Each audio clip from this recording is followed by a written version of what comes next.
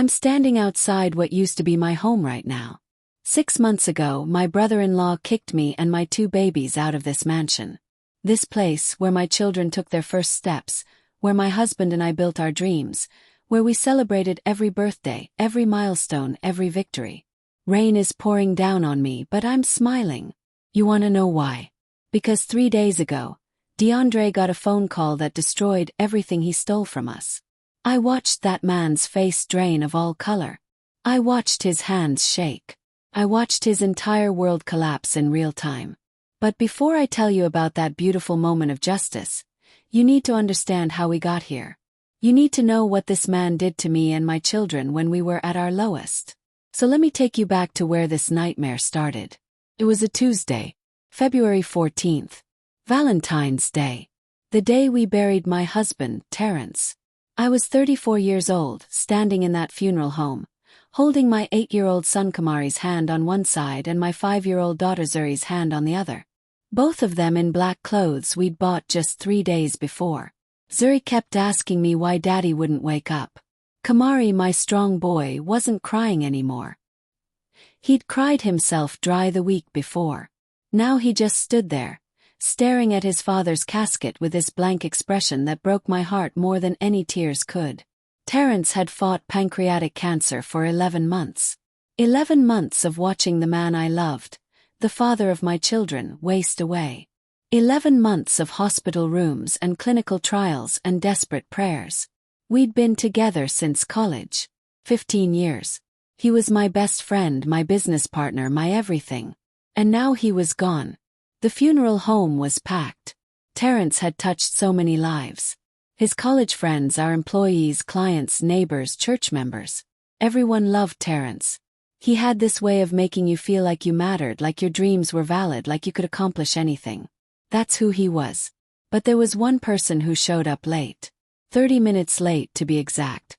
His own brother's funeral. DeAndre. I heard him before I saw him. That loud voice of his, talking on his phone in the hallway like he was closing some business deal.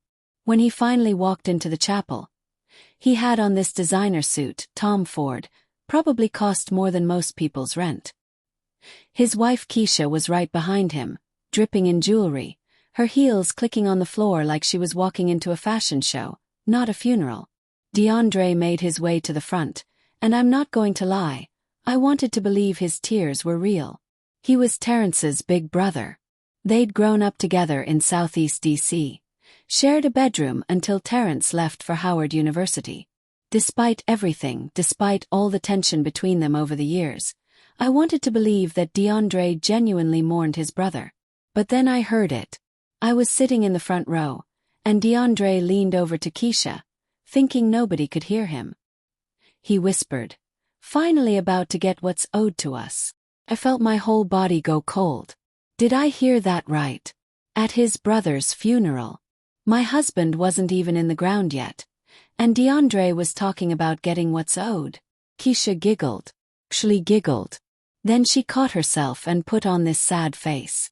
I turned around and looked at them, and DeAndre smiled at me. This smooth, sympathetic smile that made my skin crawl. He mouthed, "We're here for you." I should have known right then. I should have seen it coming.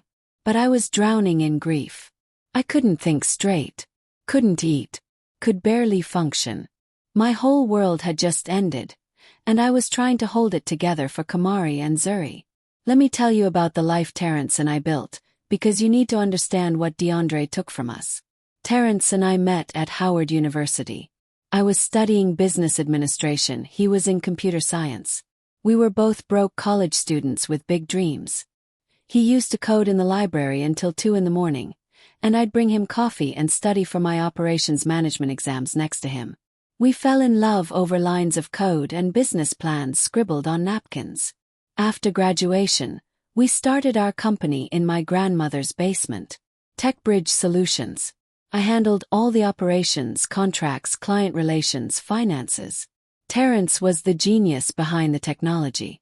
We built software that helped small businesses streamline their operations. It was just the two of us for the first 3 years, working 18-hour days, living on ramen noodles and hope. Then we landed our first major contract. A deal with a regional hospital chain that needed custom inventory management software. That contract changed everything. Suddenly we had real money. We hired employees, moved into an actual office, and we bought our dream home. That mansion wasn't just a house to us. It was proof. Proof that two black kids from DC could build something real. Proof that our dreams weren't just dreams. It was a 6-bedroom colonial-style home in Upper Marlboro, Maryland. We had a swimming pool where Kamari learned to swim. We had this huge backyard where Zuri would set up her easel and paint for hours. Terrence had converted one of the rooms into a workshop where he and Kamari would build robots together. Every room in that house held a memory. The kitchen where we'd dance while cooking Sunday dinners. The master bedroom where Terrence proposed to me a second time on our 10th anniversary. Just because. The living room where we'd have game nights with the kids. That house was our legacy. Our children's inheritance. Everything we'd worked for. Kamari, my baby boy, he's just like his father. Brilliant mind. Always taking things apart to see how they work. At 8 years old he was already coding basic programs. Terrence would spend hours with him, teaching him, nurturing that gift. They had this special bond. And Zuri, my artistic soul. That girl could paint feelings. I'm serious. She didn't just paint pictures, she painted emotions. At 5 years old, she'd create these abstract pieces that somehow captured exactly how you were feeling. Terrence used to joke that she was going to be famous one day, and we'd say we knew her when. But during those final months of Terrence's illness, everything became a blur. The hospital visits, the treatments, the paperwork. Oh God, the paperwork. There were so many documents to sign. Insurance forms, medical directives, financial authorizations. I signed everything they put in front of me because I was too focused on trying to save my husband's life. I didn't read the fine print. I didn't question anything. I just wanted Terrence to live. I should have paid more attention. That's a regret I'll carry forever. Now, let me tell you about DeAndre, because his part in this story is crucial. DeAndre is 4 years older than Terrence was. Growing up, he was supposed to be the successful one. He was the star basketball player in high school, the popular kid, the one everyone thought would make it big. He got into Maryland on a basketball scholarship, but he dropped out sophomore year. Said college wasn't for him. Said he was going to make it in the streets, hustling, doing his own thing. Meanwhile, Terrence stayed focused. Graduated top of his class. Started building something real. And I think that always ate at DeAndre. Here was his little brother, succeeding in ways he never could. Building wealth. Creating stability. Living a life DeAndre probably imagined for himself. Terrence, being the good man he was, gave DeAndre a job at TechBridge Solutions about 5 years ago. Mid-level management position in client services. Decent salary. Benefits. It was an olive branch. Family taking care of family. But DeAndre always acted like Terrence owed him more. Like he deserved to be a partner, not an employee. He'd make comments at family gatherings about how he helped Terrence become who he was, how none of this would exist without him. It wasn't true, but Terrence never argued. He just wanted peace with his brother. Keisha fed into DeAndre's delusions. She was always comparing our houses, our cars, our lifestyle. Always making slick comments about how it must be nice to have money. Girl, please. Terrence and I worked for everything we had. We sacrificed. We struggled. We earned it. So, yeah, there was tension. But Terrence kept trying. He loved his brother, despite everything. That was just who Terrence was. 2 weeks after we buried Terrence, I was still moving through life like a zombie. I'd taken leave from the company. Our employees were handling things, giving me time to grieve. I was trying to establish some routine for Kamari and Zuri. Trying to make everything feel normal when nothing would ever be normal again. It was a Saturday morning. The kids were watching cartoons. I was in the kitchen, staring at a cup of coffee I'd poured an hour ago but hadn't touched. Then the doorbell rang. I opened the door, and there was DeAndre, Keisha, and a white man in an expensive suit carrying a briefcase. DeAndre smiled at me. Hey, sis. We need to talk. This is Preston. He's an attorney. Can we come in? My heart started pounding, but I didn't know why. Not yet. I stepped aside and let them in. They sat in my living room, on the furniture Terrence and I had picked out together. Preston opened his briefcase and pulled out a folder. "Mrs. Coleman," Preston said, using Terrence's last name like he knew us, "I'm here regarding your late husband's last will and testament." I nodded. "Okay. Vernon Washington is handling Terrence's estate. He's our family attorney." Preston smiled this tight, professional smile. "Yes, well, there's been a revision. A more recent will was filed. I have it here." He slid papers across my coffee table. I picked them up, my hands shaking. The words blurred together at first. Then I started reading. Really reading. Everything. The house. The company. The bank accounts. The investments. All of it was left to DeAndre. I read it 3 times, thinking I was misunderstanding. This couldn't be right. Terrence wouldn't do this. He wouldn't leave our children with nothing. He wouldn't leave me with nothing.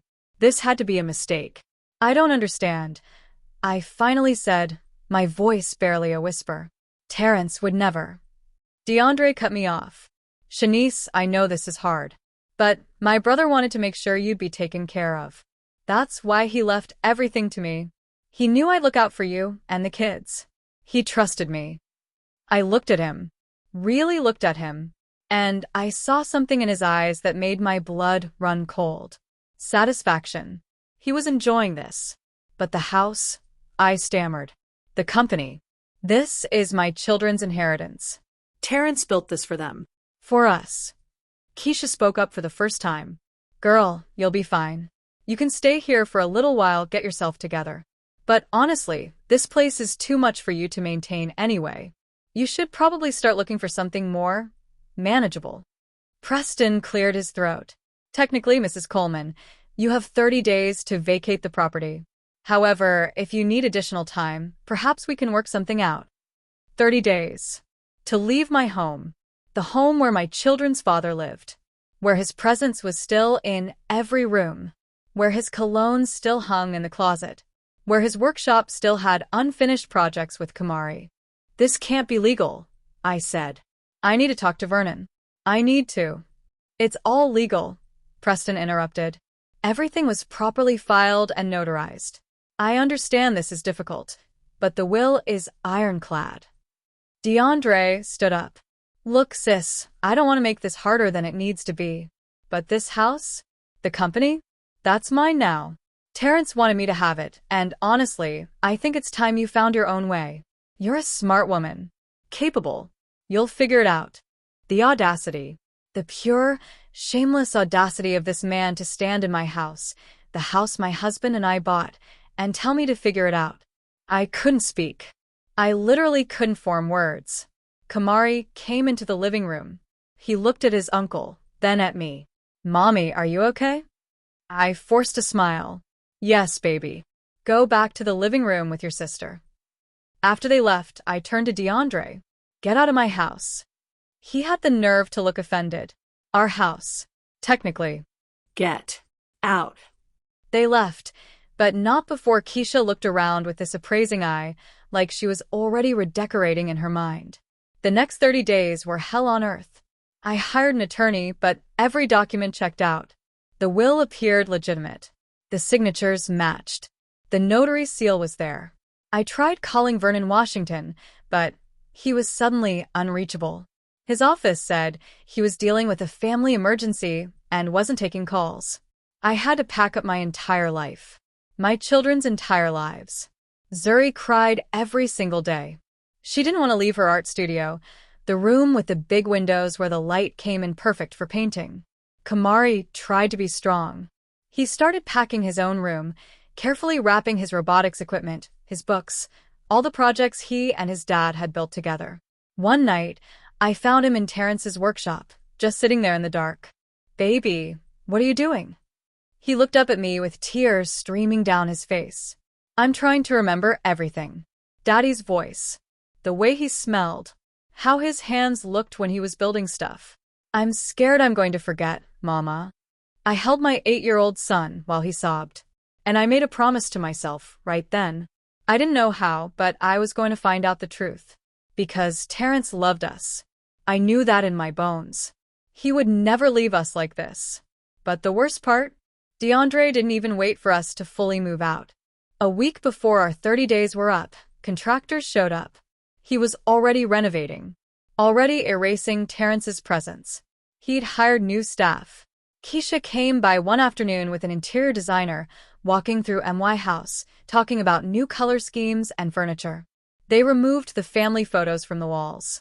Terrence's awards, his degrees, the pictures of our family, all of it, boxed up and left on the porch for me like trash. That's how they treated 15 years of our lives. Like garbage. I'll never forget the day we left. Zuri holding her favorite stuffed animal, the one Terrence won for her at Six Flags. Kamari carrying a box of his robotics equipment, his face stoic, trying not to cry. Me, taking one last look at the home we'd built, knowing that my husband's memory was being painted over, demolished, erased. DeAndre stood on the porch, watching us load the U-Haul. He had the audacity to wave. I wanted to scream, to fight, to burn the whole place down before I let him have it. But I had to be strong for my kids.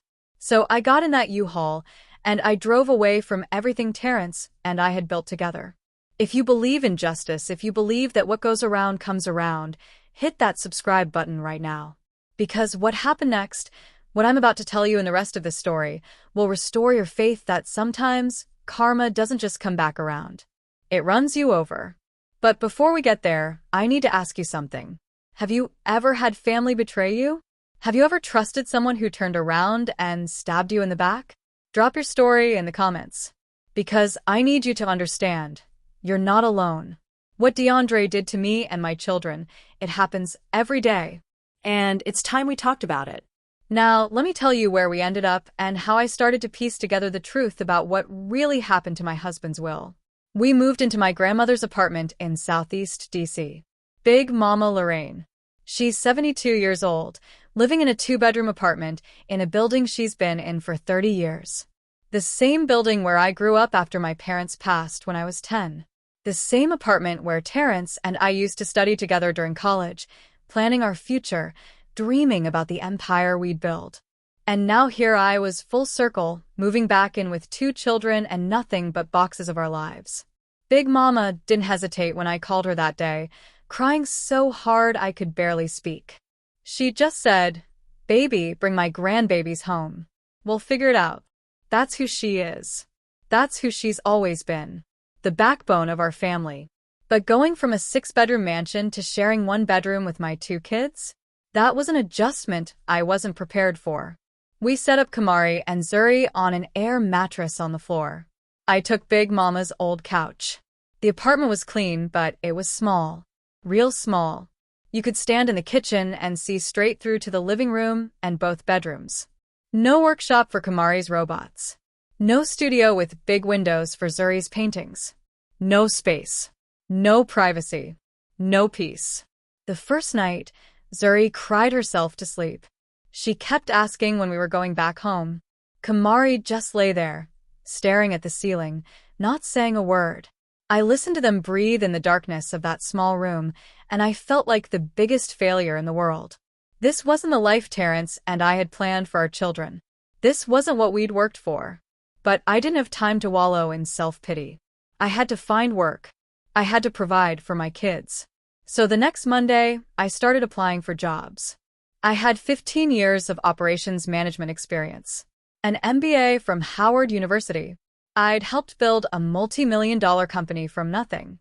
I should have had recruiters calling me left and right. I applied to tech companies first. Operations director positions. Project management roles. Anything that matched my experience. I was qualified. Overqualified, even. But something strange started happening. I'd get initial interest, sometimes even a preliminary phone call. Then nothing. Radio silence. I'd follow up, and suddenly the position was filled. Or they'd gone in a different direction. Or they weren't hiring after all. After 3 weeks of this, I finally got honest feedback from a recruiter I knew from my networking days. Her name was Simone. We'd worked together on a project years ago. She pulled me aside after I ran into her at a coffee shop. "Shanice, I'm going to be real with you, because I respect you," she said. "Word is out that there's some kind of legal issue with TechBridge Solutions. Something about disputed ownership and fraud allegations. Your name is attached to it. Companies are scared to touch you right now." My stomach dropped. "What are you talking about? What fraud allegations?" She looked uncomfortable.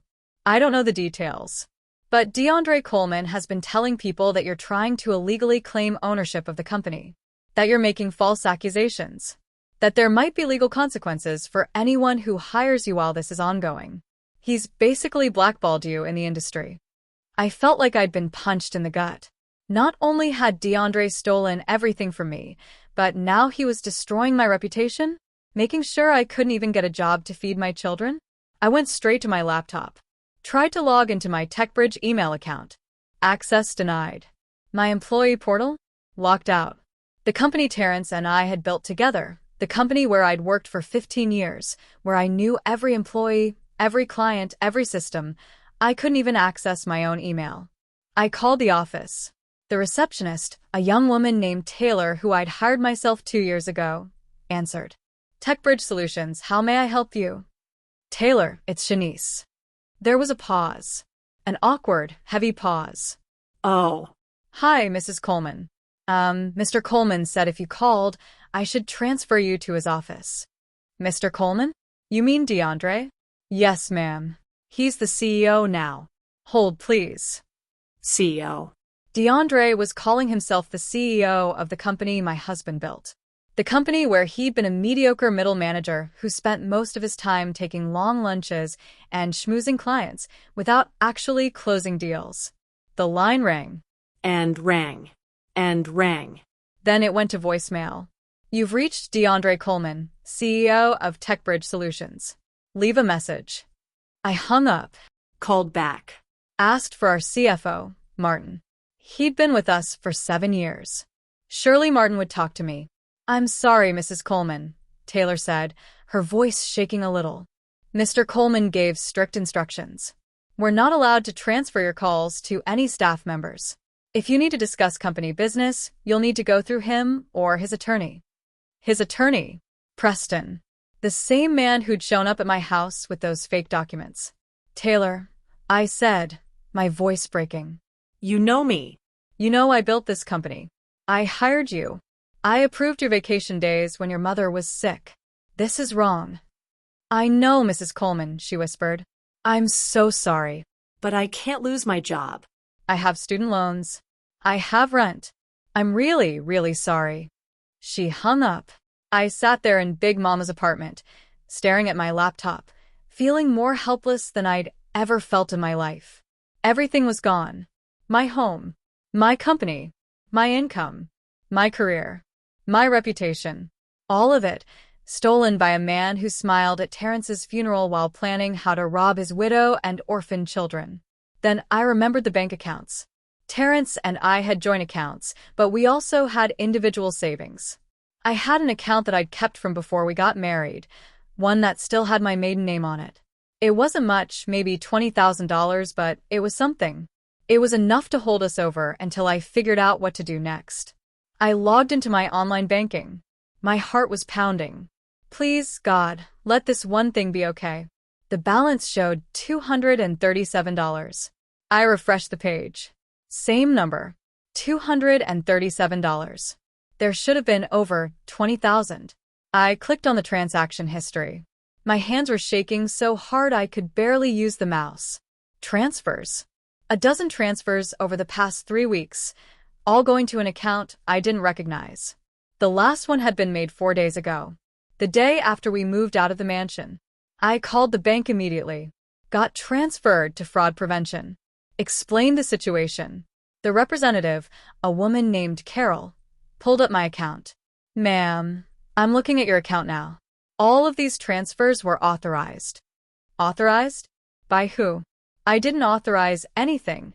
According to our records, they were initiated using your online banking credentials and confirmed via the security questions associated with your account. Unfortunately, since they were properly authenticated, we can't classify this as fraud. But I didn't make those transfers. Someone hacked my account. Ma'am, I understand your frustration, but the authentication was correct. The security questions were answered. The transfers went through our standard verification process. Without evidence of unauthorized access, there's nothing we can do. I'd recommend changing your password and security questions immediately. I hung up and wanted to scream. Then it hit me. The security questions. Terrence had set up that account with me years ago. He'd known all the answers. Where we met. My mother's maiden name. The street we lived on. And if Terrence knew them, his brother probably did too. They'd grown up together. DeAndre would know all that information. He'd taken everything. The house. The company. And now, even my personal savings. He'd systematically stripped me of every resource, every safety net, every option. This wasn't just theft. This was calculated destruction. I tried one more time to reach Vernon Washington, our family attorney. The man who'd handled everything for Terrence and me for years. Our wills. Our business contracts. Our property deeds. Vernon would know the truth. He'd have copies of the real will. He'd have records of everything. I called his office. Got the receptionist. Washington Legal Associates.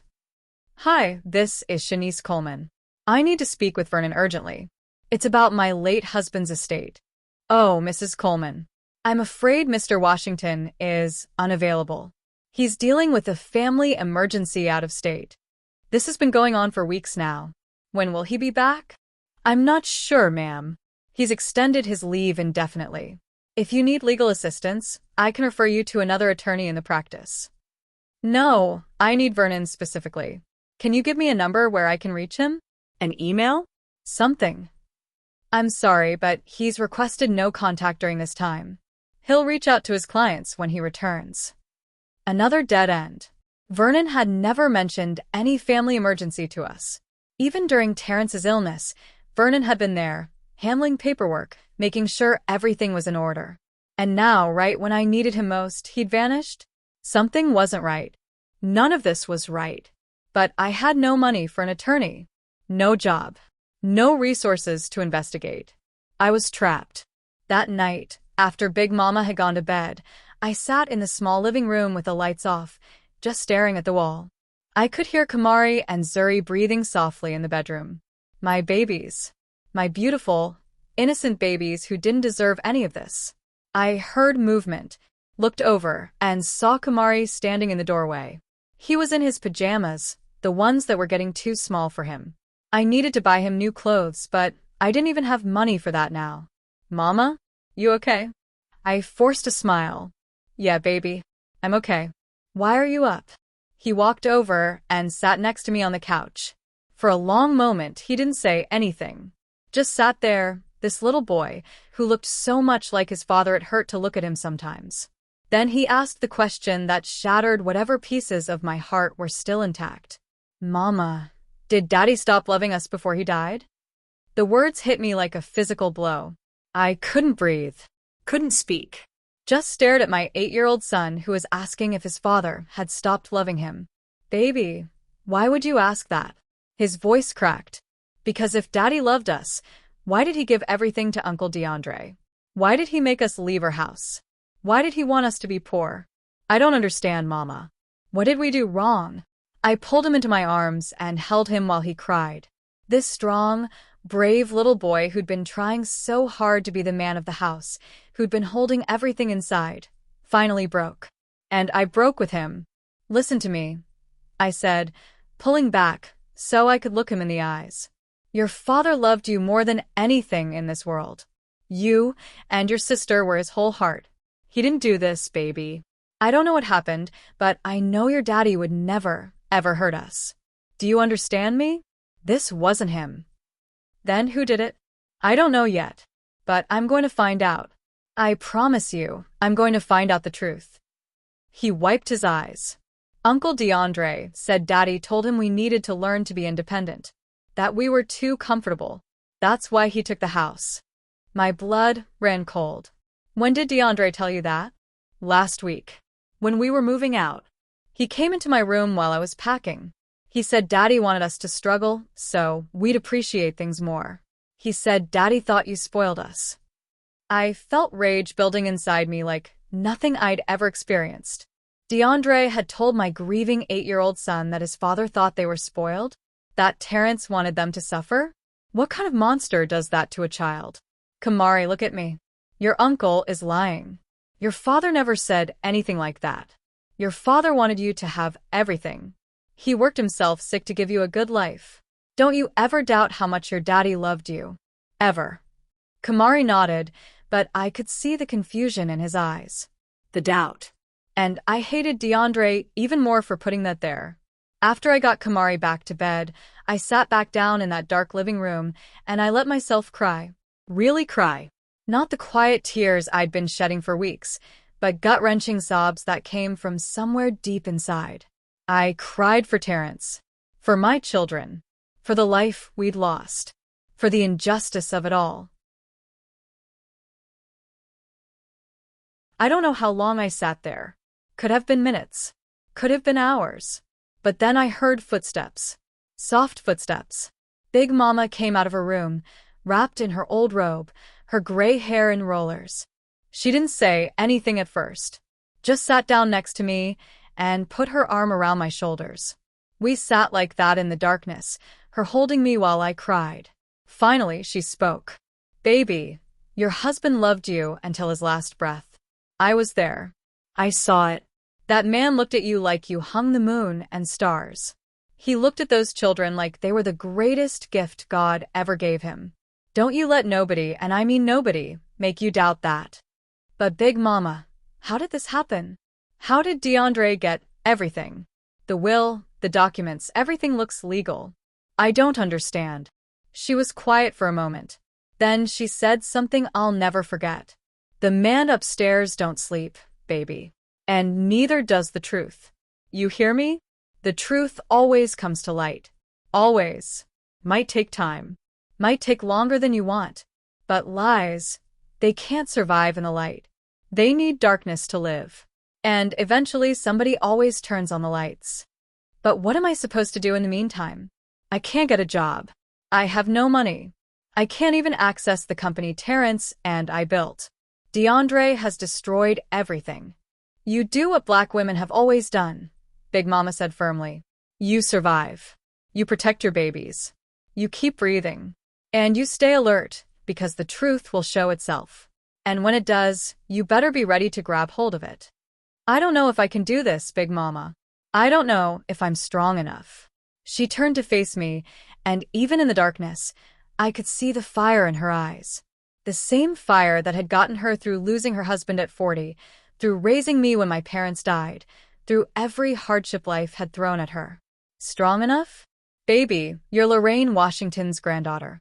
You got my blood running through your veins. You got your mama's spirit. You got your own strength that built a company from nothing.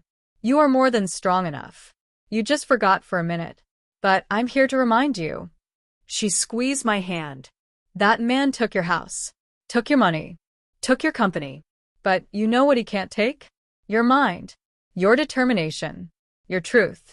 Those belong to you, and don't you ever let him have them. But how do I fight someone who has everything? He has money, lawyers, power. I have nothing. You have something he don't have and never will have, Big Mama said. You have righteousness on your side. You have the truth. And baby, the truth is a weapon sharper than any lawyer's pen.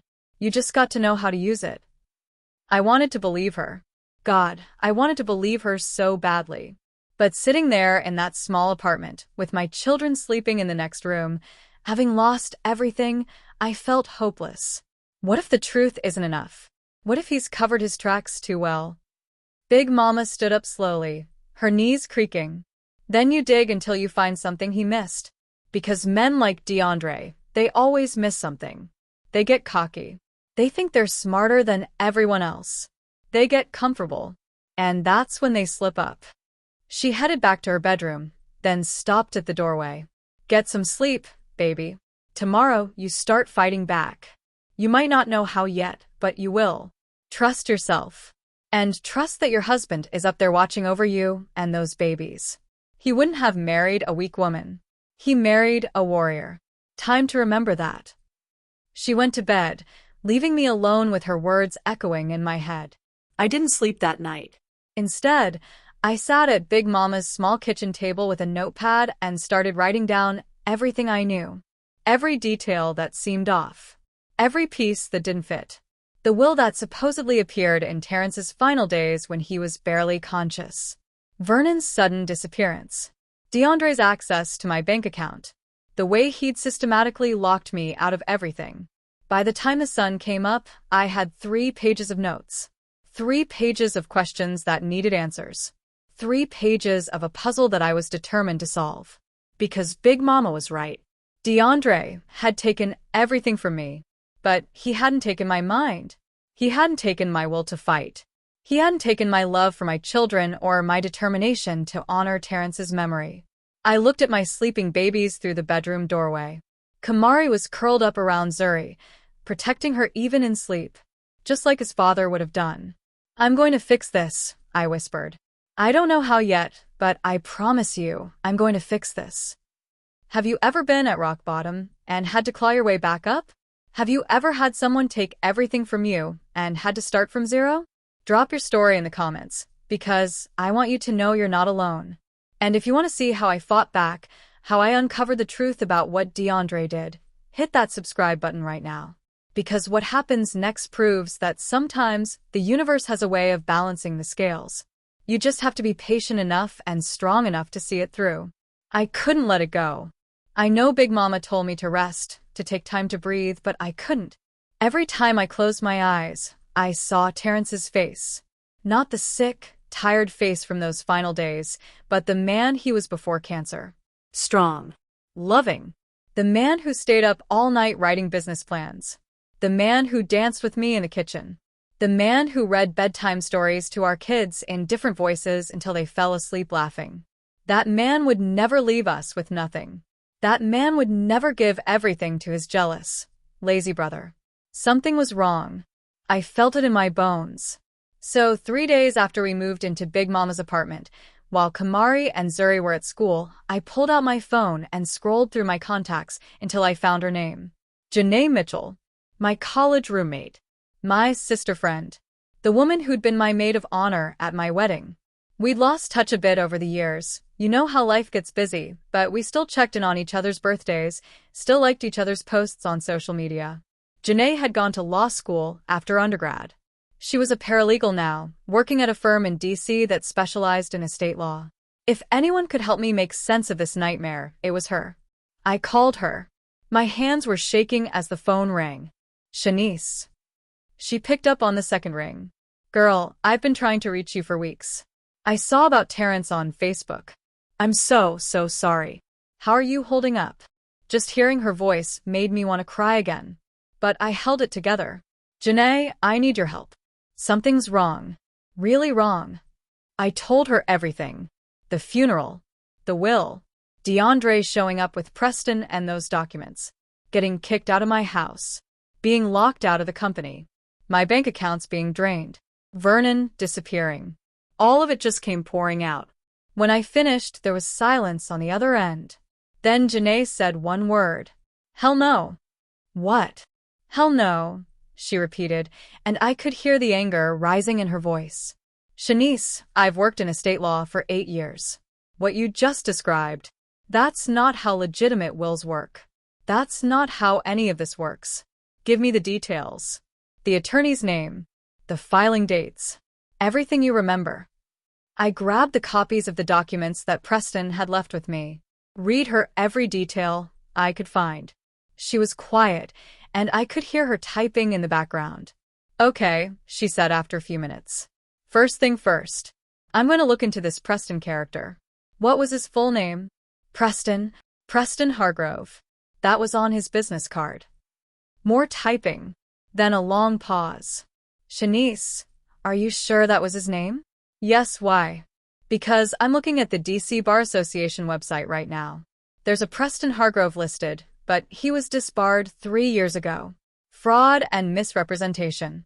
He can't legally practice law in DC, Maryland, or Virginia. My heart started pounding. What does that mean? It means if this is the same guy, every document he filed is invalid. You can't have a disbarred attorney handle estate paperwork. It's like having a doctor who lost their license perform surgery. Completely illegal. But the documents looked official. They had stamps and signatures, and… Shanice, Janae cut me off gently. Anyone can make documents look official. The question is whether they were filed correctly through the proper legal channels. Send me everything you have. Every paper, every document, every email. I'm going to dig into this. Janae, I can't pay you. I don't have. Girl, stop. You're my sister. I'm not charging you for anything. Besides, if what I think is happening actually happened, there's going to be consequences for everyone involved. Real consequences. Just send me everything. I sent her pictures of all the documents that night. Then I waited. Waiting is the hardest part, you know? When you're sitting there with nothing to do but think, and your mind goes to the darkest places. While I waited, I made the mistake of checking social media. I shouldn't have done it. I knew I shouldn't, but I couldn't help myself. I went to DeAndre's Instagram page, and there it was. My entire life, on display like a trophy. Picture after picture of DeAndre and Keisha living it up. There was DeAndre in front of the mansion, my mansion, with a brand new Mercedes G-Wagon. Black on black. Had to cost at least $150,000. The caption read, "New whip. God is good. Blessed and highly favored. Blessed and highly favored." He stole from his brother's widow and children and had the audacity to call it a blessing. I kept scrolling. There was a picture of Keisha in the master bedroom, my bedroom, where Terrence and I had slept for 10 years, doing a full makeup tutorial. She'd redecorated everything. The walls were a different color. New furniture.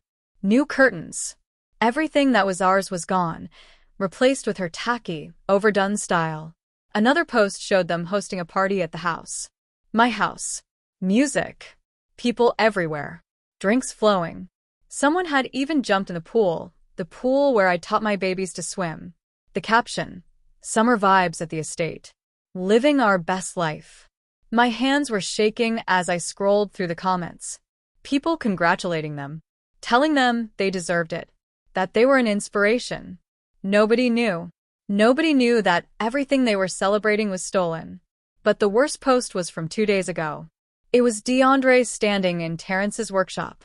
The room where my husband had spent countless hours with Kamari, teaching him, bonding with him, building memories. DeAndre had converted it into a home gym. There were weights and machines where my son's robotics equipment used to be. The caption read, "New gym setup. Out with the old, in with the new. Time to build a new legacy." Out with the old. Like Terrence was just something to be discarded. Like those memories, those moments between father and son, meant nothing. I closed Instagram before I threw my phone across the room. But the damage was done. I'd seen it. Seen how they were living in our home, spending our money, erasing our history like we never existed. A week later, Janae called me back. I could tell by her voice that she'd found something. "Shanice, sit down. You need to hear this." I sat on Big Mama's couch, my heart racing. "I've been going through everything," Janae said. "And there are so many red flags, I don't even know where to start." First, the will's filing date. It was supposedly filed on February 10th. Okay. Terrence died on February 14th. The funeral was February 14th. But according to the court records, this will was filed 4 days before he died. Is that unusual? It's not unusual to file a will before someone dies. But here's the thing. This will is dated February 12th. That was during the final week of Terrence's life, right? I thought back to that week. It was all a blur of hospital rooms and machines and doctors. Yes. He was in the hospital. He'd been moved to palliative care. They'd given him morphine for the pain. He was barely conscious, Janae. He couldn't even hold a conversation. There's no way he could have been signing legal documents. That's what I thought. So I started looking deeper. The will says it was notarized. There's a notary seal on it. The notary's name is listed as Margaret Chen. Okay. Shanice, Margaret Chen died 8 months ago. Last June. 6 months before this will was supposedly notarized. I felt like I'd been hit by a truck. What? A dead woman notarized your husband's will, which means someone forged her signature and used her seal, which means this entire will is fraudulent. I couldn't breathe. Couldn't think. Are you sure? Are you absolutely sure? I pulled her death certificate. Margaret Chin died on June 15th of last year. Heart attack. She was 72 years old. There is no possible way she notarized anything in February. Someone used her information to make this will look legitimate. Oh my God. Oh my God. That means DeAndre and this Preston character committed fraud. Forgery. Possibly elder abuse if they coerced Terrence in any way during his final days. This is serious, Shanice. This is criminal. I started crying. Not sad tears. Angry tears. Vindicated tears. I knew it. I knew Terrence wouldn't do this. I knew something was wrong. We need more evidence, Janae said. This is good, this is really good, but we need to build an airtight case. Do you have any way to access Terrence's medical records from those final days? If we can prove he wasn't mentally capable of signing legal documents, that strengthens our case even more. I don't know. Maybe I can try to get them from the hospital. Do that. And Shanice? Be careful. If DeAndre finds out you're investigating, he might do something to cover his tracks. Don't let him know what you're doing. Not yet. I promised her I'd be careful. But inside, I was already planning my next move. Meanwhile, life in that mansion continued without us. And I heard about it because word travels in ways you don't expect. Remember I mentioned that Keisha was treating the household staff badly? Well, some of that staff were people I had hired. People who had worked for Terrence and me for years. Maria, who'd been our housekeeper for 5 years. Jerome, who maintained the grounds. And Miss Patricia, who'd been with us the longest, 7 years. She was more than staff. She was family. She'd been there when Kamari was born. She'd helped us through Terrence's illness. She'd cried at his funeral. I hadn't reached out to any of them because I was embarrassed, ashamed, didn't want them to see how far I'd fallen. But Miss Patricia reached out to me. It was a Tuesday afternoon. I was at the public library with Kamari and Zuri, using the free internet to apply for jobs online when my phone buzzed. Unknown number. I almost didn't answer, but something told me to pick up. Hello? Mrs. Coleman?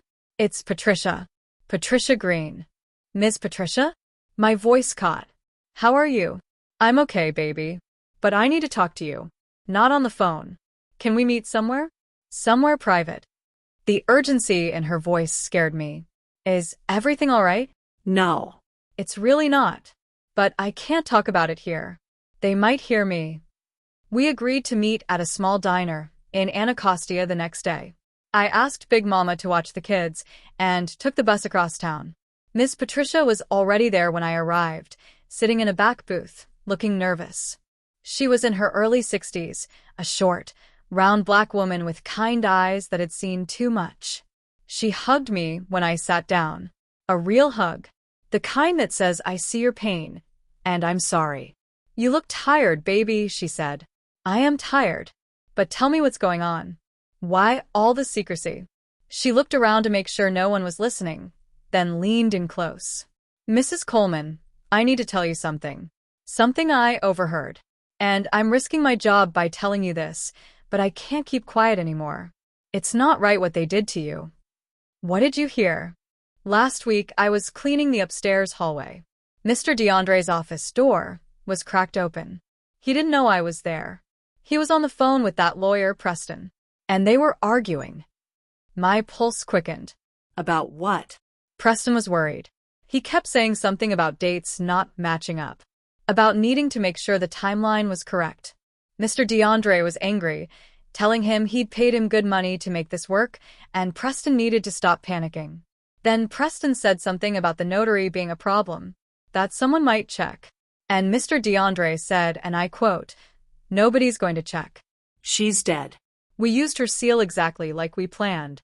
Stop being paranoid." I felt my whole body go cold. She's dead. The notary.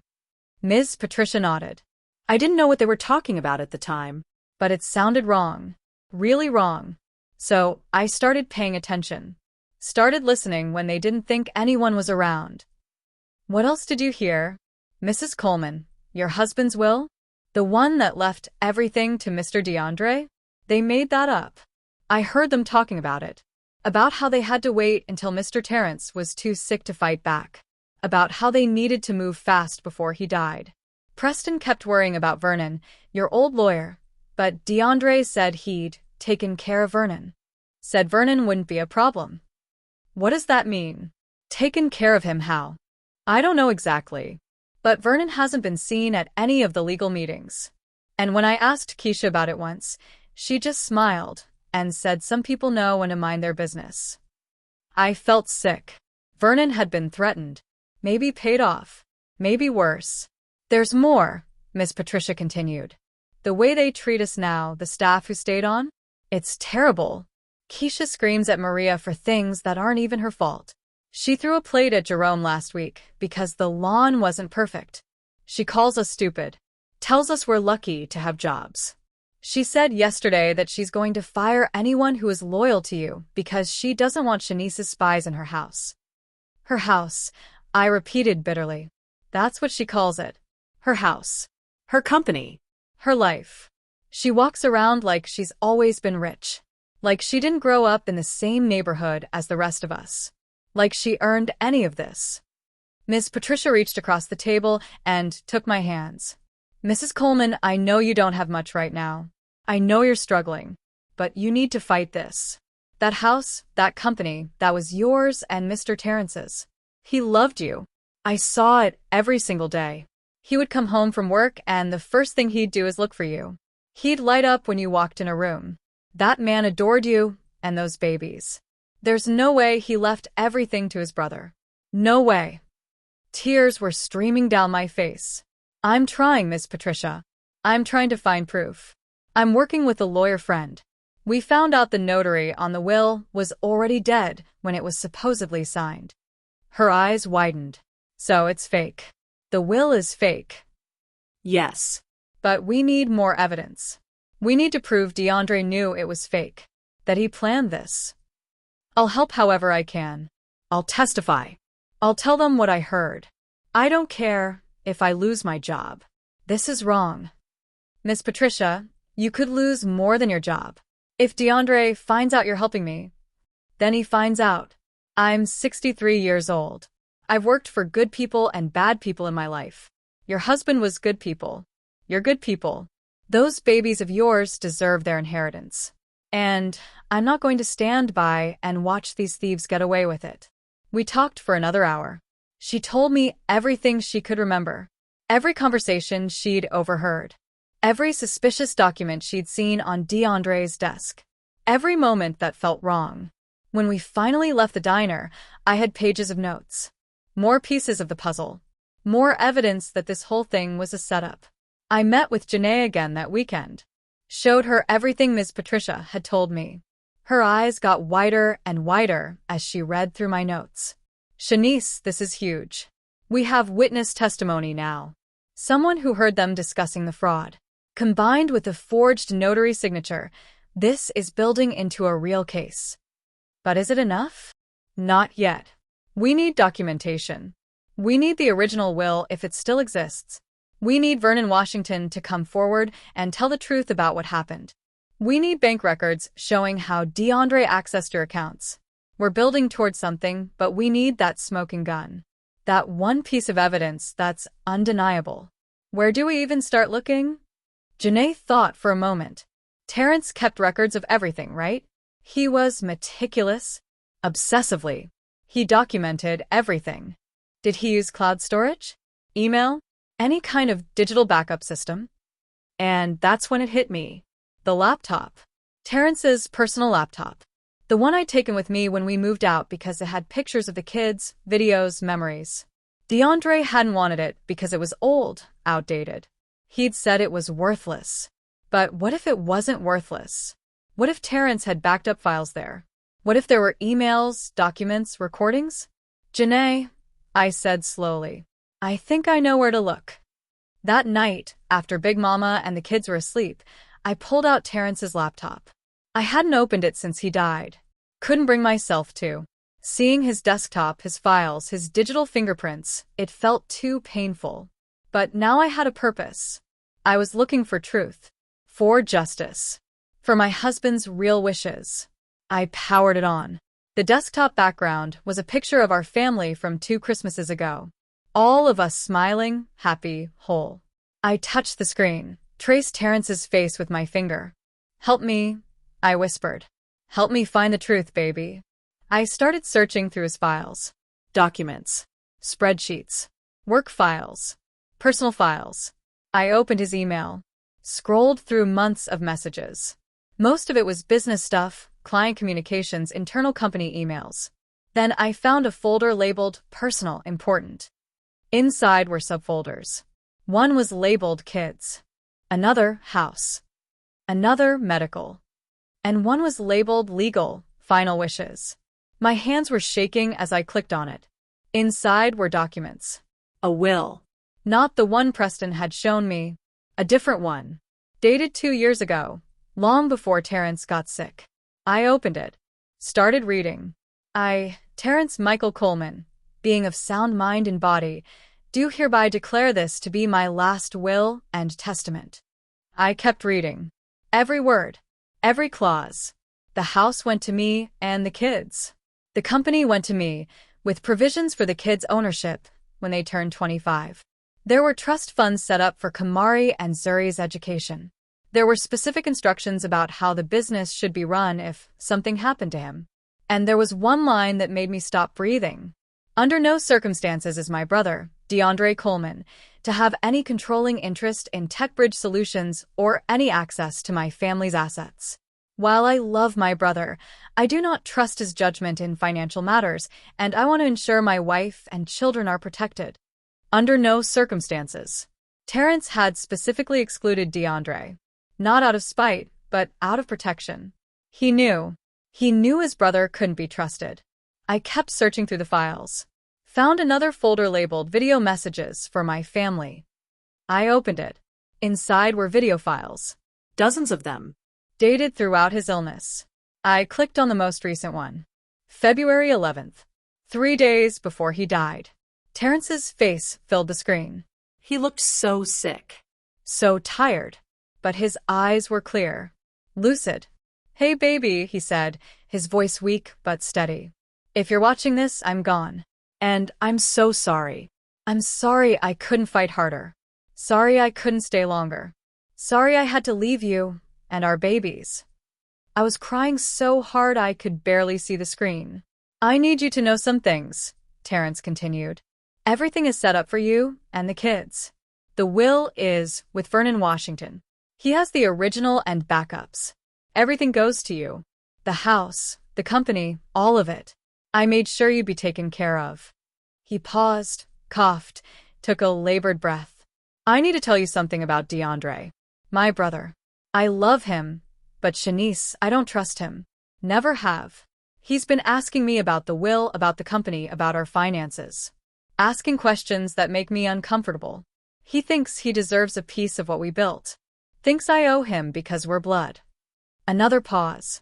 He looked directly at the camera, directly at me. "I don't owe him anything. We built TechBridge together, you and me. That's ours. That's our kid's legacy, not his. If anything happens to this will, if anyone tries to tell you I left him anything, they're lying. Do you hear me? Vernon has the real documents. Don't let anyone take what's yours." The video ended. I sat there in the dark, crying, holding that laptop like it was Terrence himself. He'd known. He'd suspected something might happen. And he'd tried to protect us. I had my smoking gun. I had proof. I had Terrence's own words, dated from when he was still lucid, stating his clear intentions. If you've ever had to fight for what's rightfully yours, if you've ever had to prove the truth when everyone thought you were lying, drop a comment and let me know. Because what I'm about to tell you next, about how we took this evidence and destroyed DeAndre's lies, it's going to restore your faith in justice. Hit that subscribe button right now because the next part of the story is where everything DeAndre built on lies comes crashing down. And trust me, you don't want to miss it. The next morning, I called Janae before the sun even came up. My hands were still shaking from watching that video, from hearing Terrence's voice, from seeing the proof with my own eyes that everything DeAndre had done was a lie. Janae, I found it. I found everything. She was at Big Mama's apartment within 2 hours. I showed her the laptop, the real will, the video messages, all of it. She watched Terrence's final video 3 times, taking notes, her jaw getting tighter each time. This is it, she said finally. This is exactly what we needed. But Shanice, we need to move fast. We need a real attorney. Someone who specializes in estate fraud. Someone who can take this to court and fight. I don't have money for an attorney, Janae. You know that. I know someone, she said. His name is Cordell Washington. He's one of the best estate attorneys in D.C. He handles complex fraud cases. And I think he might take this pro bono. Why would he do that? Because, Janae said quietly, his own brother scammed their family out of their inheritance about 10 years ago. His mother had passed, left everything to Cordell and his siblings, but the brother forged documents and took it all. By the time Cordell figured it out and fought back, most of the money was gone. He's been taking cases like yours ever since. Cases where family members prey on the vulnerable. It's personal for him. That afternoon, we sat in Cordell Washington's office in downtown D.C. It was a nice office, the kind that told you he was successful. Diplomas on the wall, from Georgetown Law. Pictures of him with judges, politicians, community leaders. But the man himself wasn't what I expected. He was in his late 40s, maybe early 50s, with gray starting at his temples. But it was his eyes that struck me. Kind eyes. Eyes that had seen pain and understood it. He listened to everything. Didn't interrupt. Just listened while I told him the whole story, from Terrence's funeral to finding the videos. Janae added the legal details she'd discovered. The forged notary signature. The suspicious timeline. Ms. Patricia's testimony about what she'd overheard. When we finished, Cordell sat back in his chair and was quiet for a long moment. Mrs. Coleman, he finally said, what was done to you and your children is one of the most egregious cases of estate fraud I've seen in 20 years of practicing law. And I've seen some bad ones. Can you help us? Can I help you? He leaned forward. Mrs. Coleman, I'm going to destroy DeAndre Coleman's entire world. That's not a promise, that's a guarantee. Because what he did wasn't just illegal. It was evil. He preyed on a dying man. He stole from a widow and orphans. And I don't let people like that win. Ever. I can't pay you, I said, my voice breaking. I don't have anything left. I don't want your money, Cordell said firmly. This case? This is exactly why I became a lawyer. When my brother scammed our family, I was young, fresh out of law school, didn't know how to fight back properly. By the time I figured it out, it was too late. My mother died thinking one of her sons had betrayed her. I've spent the last decade making sure that doesn't happen to other families. So no, Mrs. Coleman. You don't owe me a dime. This one's on me. I started crying. Again. I've been crying so much lately, but these were different tears. These were tears of relief. Of hope. For the first time in months, I felt like maybe, just maybe, this nightmare might end. Cordell took the laptop, made copies of everything. The real will. The video messages. Every file Terrence had saved. He had his paralegals start building a case file immediately. Here's what we need to do, Cordell said, laying out a legal pad covered in notes. We have strong evidence, but we need one more thing to make this absolutely bulletproof. We need the original documents from Vernon Washington, the ones Terrence mentioned in his video. But Vernon's disappeared, I said. Nobody can reach him. Nobody could reach him because he didn't want to be reached, Cordell said. But I'm going to find him. I have investigators who specialize in tracking down reluctant witnesses. If Vernon Washington is alive and breathing, we'll locate him. It took 3 days. 3 agonizing days of waiting while Cordell's team worked. I couldn't sleep, could barely eat. Just kept replaying Terrence's video in my mind. Kept thinking about what was coming. On the third day, Cordell called me. We found him. Vernon Washington was in Baltimore, living in a small apartment in a neighborhood he'd never lived in before. Hiding. When Cordell's investigator knocked on his door, Vernon apparently broke down immediately. Said he'd been waiting for someone to find him. Waiting for his conscience to finally catch up with him. Cordell drove up to Baltimore himself. Brought me and Janae with him. Vernon's apartment was small, dim, filled with the kind of sadness that comes from living with guilt. Vernon himself looked terrible. He'd always been this put-together man, always in a suit, always professional. But the man who opened that door was thin, gray, wearing a bathrobe at 2 in the afternoon. He looked sick. "Mrs. Coleman," he said when he saw me, and his voice cracked. "I'm so sorry. I'm so sorry." We sat in his living room. He made coffee with shaking hands. And then he told us everything. DeAndre came to me about 6 months before Terrence died, Vernon began. Said he wanted to discuss his brother's estate planning.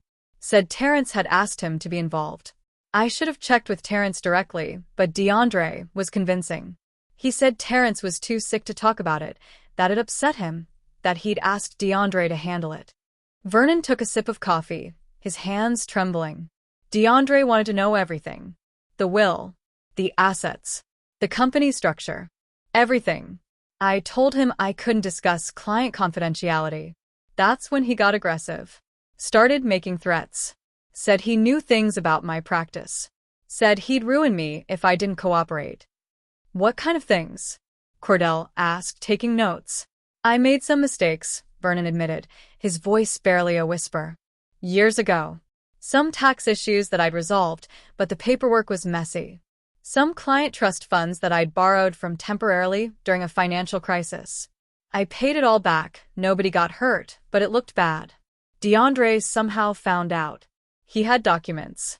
Evidence. He said he'd report me to the Bar Association, that I'd lose my license, that my career would be over. I felt sick. Vernon had been our family lawyer for 15 years. Terrence had trusted him completely. So I told him about the will, Vernon continued. The real will. The one that left everything to you and the kids. DeAndre was furious. Said that wasn't fair. That Terrence owed him. That he'd spent his whole life in his brother's shadow and deserved compensation. What happened next? Janae asked. DeAndre came back 2 weeks later with Preston Hargrove. That's when they laid out their plan. They were going to create a new will. Make it look like Terrence changed his mind during his final days. They needed me to keep quiet about the original will. To claim I'd lost it or that it had been superseded. In exchange, they'd pay me $50,000 and keep my secrets. You took the money, I said flatly. Vernon looked at me, tears streaming down his face. Yes. God forgive me, yes. I took the money. I was scared. Scared of losing everything I'd built. Scared of being disbarred. Scared of being exposed. So I took their blood money, and I disappeared. Told my office I had a family emergency. Rented this place. Been hiding here ever since. Why didn't you come forward? Cordell demanded. You knew what they were doing was illegal. You knew they were stealing from a widow and children. Because I'm a coward, Vernon said simply. Because I was more worried about myself than doing the right thing. And I've been living with that guilt every single day. I can't sleep. Can't eat. Can't look at myself in the mirror. I've been praying for someone to find me. Praying for a chance to make this right. You can make it right now, Cordell said. We need the original will. The backup documentation. Everything Terrence filed with you. Vernon stood up slowly, went to his bedroom, and came back with a briefcase. He opened it and pulled out a folder. Inside was everything. The original will, signed and properly notarized by a notary who was actually alive at the time. Backup copies. Email correspondence with Terrence about his wishes. Bank account documentation. Corporate papers. Everything. There's more, Vernon said. I recorded my conversations with DeAndre and Preston. I know I shouldn't have, but some part of me knew this would go bad. that I'd need insurance. I have everything. Them discussing the forged will. Them talking about the fake notary signature. Them planning how to manipulate the timeline. All of it. Cordell's eyes lit up. You have recordings? Vernon pulled out a small digital recorder from the briefcase. Every conversation, every meeting, every threat they made against me. It's all here. I couldn't believe what I was hearing. We didn't just have evidence. We had a confession. We had everything we needed to prove DeAndre and Preston had committed fraud. Vernon, Cordell said carefully, you understand that by providing this information, you're admitting to your own participation in fraud. You could face legal consequences. Disbarment. Possibly criminal charges. I know, Vernon said. And I deserve it. Mrs. Coleman, I don't expect your forgiveness. What I did to you and your children is unforgivable. But I'm dying. Pancreatic cancer, same as Terrence. I have maybe 6 months left. And I'll be damned if I die with this on my conscience. So take everything. Use it. Get justice for your family. And when they come for me, I'll face whatever consequences I deserve. The irony wasn't lost on any of us. Vernon had the same cancer that killed Terrence. The same disease. And now he was trying to make amends before it was too late. We took everything. The documents. The recordings. All of it.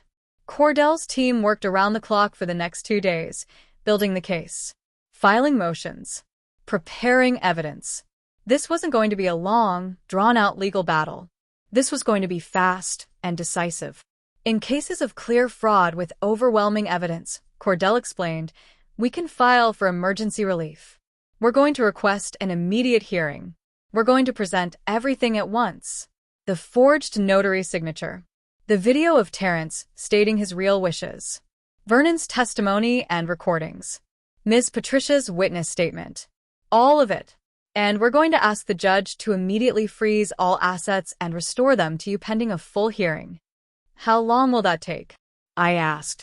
If the judge agrees to hear us on an emergency basis, could be as soon as next week. Next week.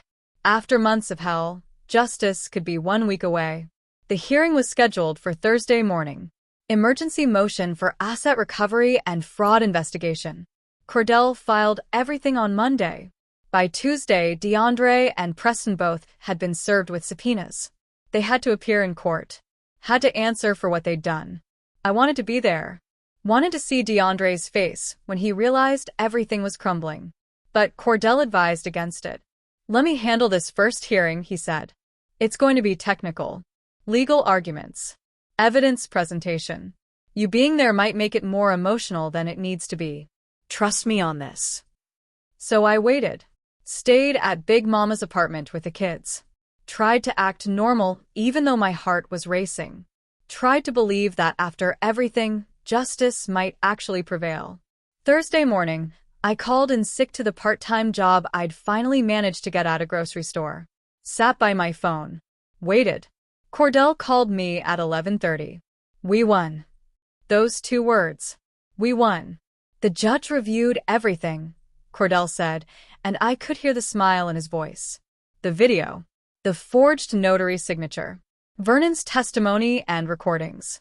He called it one of the most clear-cut cases of estate fraud he'd seen in 30 years on the bench. He's ordered immediate asset freezing. Everything DeAndre has taken is frozen as of right now. The house, the company, the bank accounts, all of it. And he's ordered everything restored to you pending a full criminal investigation. I couldn't speak, couldn't breathe, just held the phone and cried. There's more, Cordell continued. The judge referred the case to the state's attorney for criminal prosecution. DeAndre and Preston are both being charged with fraud, forgery, and elder abuse. Those are serious felonies. We're talking years in prison if they're convicted. What about Vernon? The judge took his cooperation and terminal illness into consideration. He'll face disciplinary action from the Bar Association, but the state's attorney indicated they probably won't pursue criminal charges given his assistance and medical condition. When do I get my house back? The court order goes into effect immediately. I'm having it delivered to the property right now. DeAndre has to vacate within 72 hours. But Shanice? There's something else you should know. What? DeAndre is currently at the mansion. He's hosting some kind of party, business event. And in about 15 minutes, Preston is going to call him and tell him it's over. I just thought you should know. I smiled. Actually smiled for the first time in months. Thank you, Cordell. Thank you for everything. I didn't go to the mansion that day. Didn't need to see DeAndre's face when his world collapsed. I already knew what was coming. Already knew that karma was about to deliver the beating of his life. But Miss Patricia was there. She called me that evening and told me everything. Mrs. Coleman, you should have seen it, she said, and I could hear the satisfaction in her voice. Mr. DeAndre had about 50 people here. Fancy catering. Open bar. He was showing off the house like he'd built it himself. Bragging about the company. Telling everyone he was a self-made man. What happened? His phone rang. He stepped out onto the patio to take it. I was serving drinks nearby, so I heard everything. It was Preston. And that man was panicking. He said, "We have a problem. They found the videos." Vernon flipped. It's over. What did DeAndre do? His face went gray. I mean gray. Like all the blood just drained out of him. He started yelling at Preston. What do you mean it's over? What videos? Preston told him about the court hearing, about the evidence, about the criminal charges. Mr. DeAndre just stood there, phone to his ear, looking like he might pass out. Ms. Patricia paused, and I could hear the smile in her voice. Then the police showed up. The police? 2 officers with a court order. They came right in the middle of the party, walked straight up to Mr. DeAndre, and served him with papers. Told him he had 72 hours to vacate the property.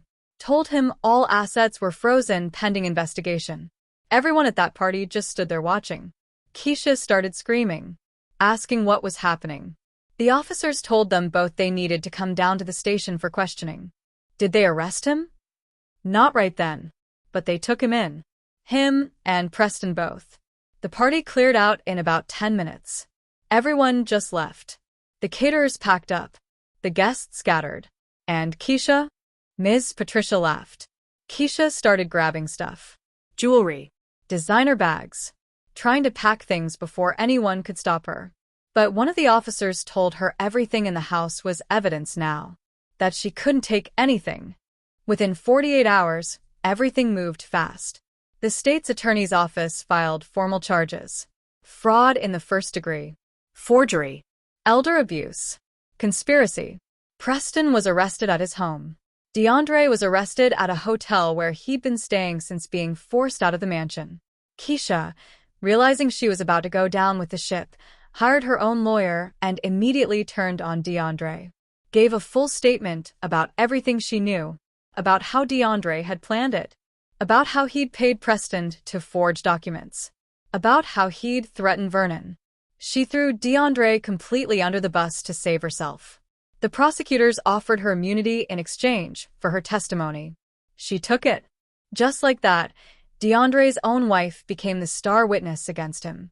By Saturday morning, 72 hours after the court order, the mansion was empty. DeAndre and Keisha were gone. The house was mine again. Cordell called me Saturday afternoon. The keys are at my office whenever you're ready. I picked up Kamari and Zuri from school early that day. Told them to get in the car. We were going for a ride. They didn't ask questions. Just climbed in, quiet and confused.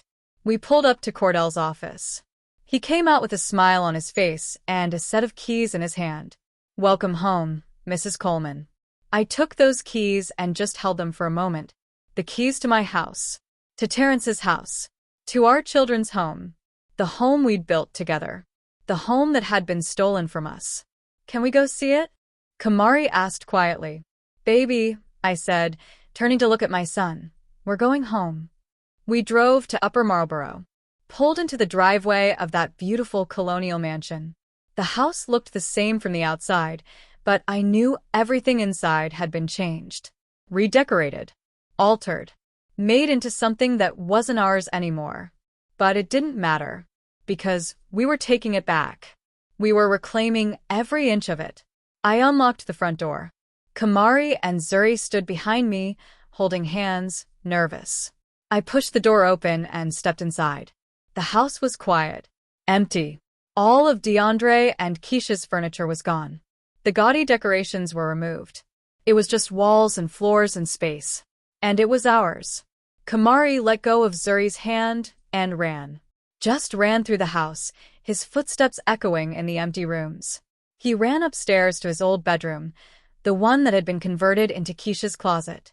He stood in the middle of the empty room and started crying. "I'm home, Daddy," he whispered. We came home. Zuri ran to her art studio, the room with the big windows. The room that had been turned into something else. She stood at the window, looking out at the backyard, and smiled. "Mama, can I paint here again?" "Yes, baby. You can paint here every single day."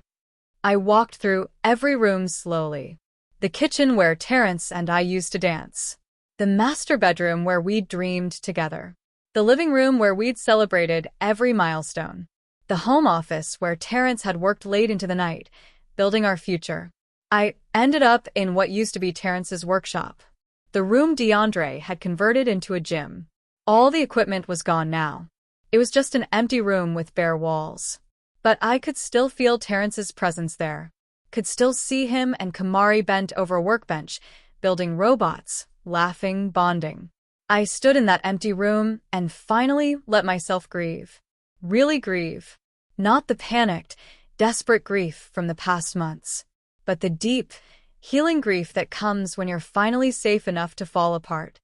I cried for my husband, for the life we'd lost, for the time that had been stolen from us. But I also cried tears of relief. Because we'd won. We'd fought back. We'd proven the truth. And we were home.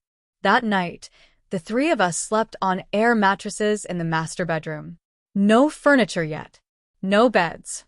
Just us and our sleeping bags, and the knowledge that this was our house. Our home.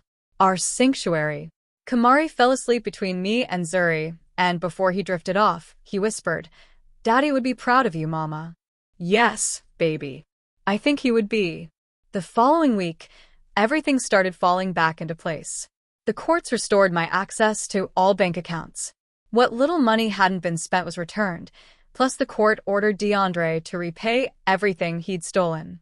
The company was officially returned to my control. I walked into TechBridge Solutions on a Monday morning, and the entire staff applauded. Some of them were crying. Martin, our CFO, hugged me and said, "Welcome back, boss." I called an all-staff meeting that afternoon, told them everything that had happened, showed them Terrence's video, the one where he stated his real wishes, showed them the proof that DeAndre had committed fraud, and I told them that we were going to rebuild. We were going to honor Terrence's memory by taking this company to new heights. Terrence built this company on integrity, I said, standing in the conference room where we'd had so many meetings together. On honesty. On treating people right. DeAndre tried to corrupt that. Tried to turn it into something ugly. But we're taking it back. We're going to be the company Terrence dreamed of. The company that changes lives and treats people with respect. The staff stood and applauded again. And I saw it in their faces. Relief. Hope. Pride. They'd hated working under DeAndre. Hated what he'd turned the company into. And now we were reclaiming it together. I established a foundation in Terrence's name. The Terrence Coleman Foundation for Children Who've Lost Parents. It would provide scholarships, counseling, and support for kids dealing with grief. It would be Terrence's legacy. A way to turn our pain into purpose. As for DeAndre and Preston, their trial was scheduled for 3 months later. Both were out on bail, but with strict conditions. They couldn't leave the state. Couldn't access any of the assets. Couldn't contact me or my children. Preston had been officially disbarred. DeAndre had lost everything. His reputation. His freedom. His family. I saw Keisha once after everything went down. Ran into her at a grocery store. She looked smaller somehow. Diminished. She tried to walk past me without speaking, but I called her name. Keisha. She stopped, turned slowly. Couldn't meet my eyes. "I just want you to know," I said calmly, "that I don't hate you. I pity you, because you chose to stand by a man who was stealing from children, who was dishonoring his brother's memory, who was destroying a family, and you chose luxury over morality. I hope whatever you got out of it was worth it. She didn't respond. Just walked away. And I felt nothing. No anger. No hatred.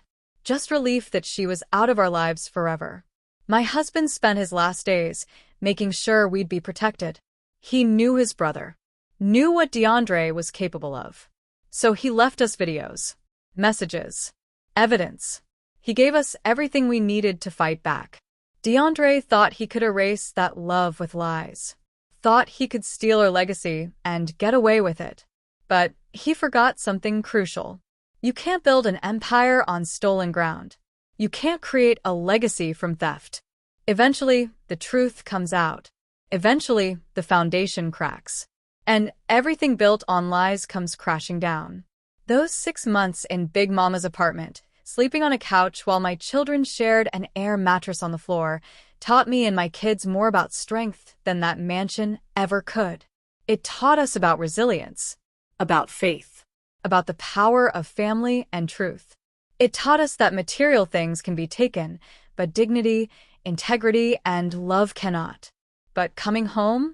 That wasn't about the house. Wasn't about the money or the company or the status. Coming home was about honoring the man who built it all for us. The man who loved us enough to fight for us even from his deathbed. The man who knew his brother's heart and prepared us for the battle we'd have to fight. Terrence, wherever you are, we won, baby. We won. DeAndre's trial is in 3 months. Big Mama says what goes around comes around. She says the universe has a way of balancing the scales. And baby, it came around real fast. Real fast. If you believe in justice, if this story restored your faith that sometimes the good guys win, drop a like on this video right now. If you've ever had family betray you, if you've ever had to fight for what's rightfully yours, share your story in the comments below. I want to hear from you. I want to know I'm not alone in this experience. And subscribe to this channel because next week, I'm telling you exactly what happened at that trial. How DeAndre faced the music. How the judge sentenced him. And how we finally got the closure we deserved. You don't want to miss it.